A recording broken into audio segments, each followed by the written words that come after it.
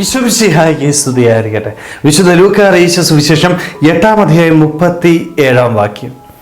തങ്ങളെ വിട്ടുപോകണമെന്ന് ഗെരസേനരുടെ സമീപ പ്രദേശങ്ങളിലെ ജനങ്ങളെല്ലാം അവനോട് അപേക്ഷിച്ചു. പിശാച് ബാധിതനെ സുഖപ്പെടുത്തിയിട്ടും ഈശോയ്ക്ക് നിൽക്കാനായിട്ട് പറ്റാത്തൊരു സാഹചര്യം. എല്ലാവർക്കും ഒരേ ഒരു ആവശ്യമുള്ളൂ, ഈശോ ഞങ്ങളുടെ ഇടയിൽ നിന്ന് കടന്നു പോകണം.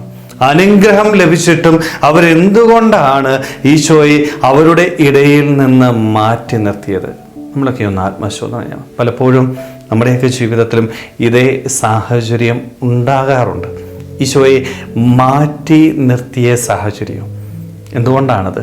കാരണം അവർക്ക് ഭൗതികമായ ഒരു നഷ്ടമുണ്ടായി, അല്ലേ? വലിയൊരു പന്നിക്കൂട്ടം, അത് മുഴുവൻ നഷ്ടപ്പെട്ടു പോയി. ഈ ഭൗതികമായ നഷ്ടം അവിടെ ജീവിതത്തിലേക്ക് കടന്നു വന്നപ്പോൾ അവർ ഈശോയോട് പറഞ്ഞു, ഈശോയെ നീ ഞങ്ങളുടെ ഇടയിൽ വേണ്ട, നീ ഞങ്ങളെ വിട്ടുപോകണം. ഈശോയോട് പലപ്പോഴും ഈ ഒരു വാക്ക് എൻ്റെ ജീവിതത്തിൽ ഞാനും പറഞ്ഞു പോയിട്ടുണ്ട് കേട്ടോ. എന്താണ് ഞാൻ പറയുന്നത്? എൻ്റെ ജീവിതത്തിലെ ഭൗതികമായ ഒരു നഷ്ടമുണ്ടാകുമ്പോൾ ദൈവത്തെ മാറ്റി നിർത്തുന്ന സാഹചര്യം നമ്മുടെ ജീവിതത്തിലുണ്ട്. ദൈവത്തെ ഇഷ്ടമാണ്, ഭയങ്കര ഇഷ്ടമാണ്, ദൈവത്തെ സ്നേഹിക്കുന്നുണ്ട്, ദൈവത്തോട് പ്രാർത്ഥിക്കുന്നുണ്ട്. പക്ഷേ ഇതൊക്കെ എൻ്റെ ജീവിതത്തിൽ ഉണ്ട് എന്ന് പറയുമ്പോഴും ഭൗതികമായ ഒരു നഷ്ടം എൻ്റെ ജീവിതത്തിൽ ഉണ്ടായിക്കഴിഞ്ഞാൽ, ദൈവത്തിന് വേണ്ടി വലതുമൊക്കെ ഉപേക്ഷിക്കണമെന്ന് പറഞ്ഞാൽ അവിടെ തീരും എൻ്റെ വിശ്വാസം. പിന്നീട് ദൈവമേ നീ മാറി നിന്നോ, എനിക്ക് വേണ്ടത് ഈ ഭൗതികമായ നേട്ടങ്ങളാണ്. ഇത് തന്നെയാണ് ആ പ്രദേശത്തെ ജനങ്ങളെല്ലാവരും പറഞ്ഞത്.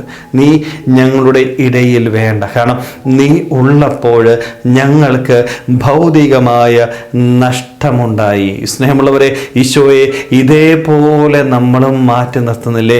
ജീവിതത്തിൽ ഭൗതികമായ കാര്യങ്ങൾക്ക് പ്രാധാന്യം കൊടുക്കുമ്പോൾ, ഈ ലോകത്തിനും ലോകസുഖങ്ങൾക്കും വേണ്ടി ജീവിക്കുമ്പോൾ ദൈവത്തെ തള്ളിപ്പറഞ്ഞു പോയ നിമിഷങ്ങൾ നമ്മുടെ ജീവിതത്തിൽ ഇഷ്ടം പോലെ ഉണ്ടായിട്ടില്ലേ? അവരെ പോലെ തന്നെയാണ് നമ്മൾ പലപ്പോഴും ജീവിച്ചു പോകുന്നത്. അതുകൊണ്ടാണ് ഈശോ പറയുന്നത്, നീ മാറി ചിന്തി, എത്രയോ നന്മകളാണ് ഞാൻ നിങ്ങൾക്ക് നൽകിയിരിക്കുന്നത്.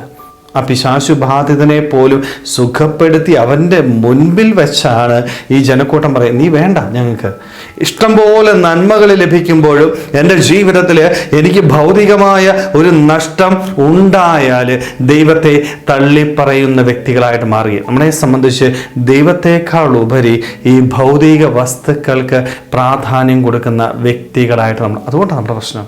ദൈവത്തെ ആത്മാർത്ഥമായിട്ട് സ്നേഹിക്കാനായിട്ട് എനിക്ക് സാധിച്ചാൽ, ദൈവത്തിന് വേണ്ടി എന്ത് കാര്യങ്ങളും ആത്മാർത്ഥമായിട്ട് ഉപേക്ഷിക്കുവാനായിട്ട് ഞാൻ തയ്യാറാവും. പക്ഷേ പലപ്പോഴും ഈ ആത്മാർത്ഥത കുറഞ്ഞു പോവുക. ദൈവത്തെ സ്നേഹിക്കുന്നുണ്ടോ എന്ന് ചോദിച്ചാൽ സ്നേഹിക്കുന്നുണ്ട്, പക്ഷേ എനിക്ക് എൻ്റെ സമ്പത്ത്, എൻ്റെ ആരോഗ്യം, എൻ്റെ സമയം, ഇതൊന്നും എൻ്റെ ദൈവത്തിന് വേണ്ടി മാറ്റിവെക്കാൻ പറ്റത്തില്ല. ഇതൊക്കെ എൻ്റെ സുഖത്തിന് വേണ്ടി, എൻ്റെ സൗകര്യത്തിന് വേണ്ടി ഞാൻ ചെയ്യുന്ന, എൻ്റെ സുഖവും എൻ്റെ സൗകര്യവും കഴിഞ്ഞിട്ട് ബാക്കി സമയമുണ്ടെങ്കിൽ ദൈവത്തിന് തരാം. സ്നേഹമുള്ളവരെ, അത് ദൈവത്തിന് ആവശ്യമില്ല. ഏറ്റവും പ്രധാനപ്പെട്ടത് ദൈവത്തിന് കൊടുക്കണം.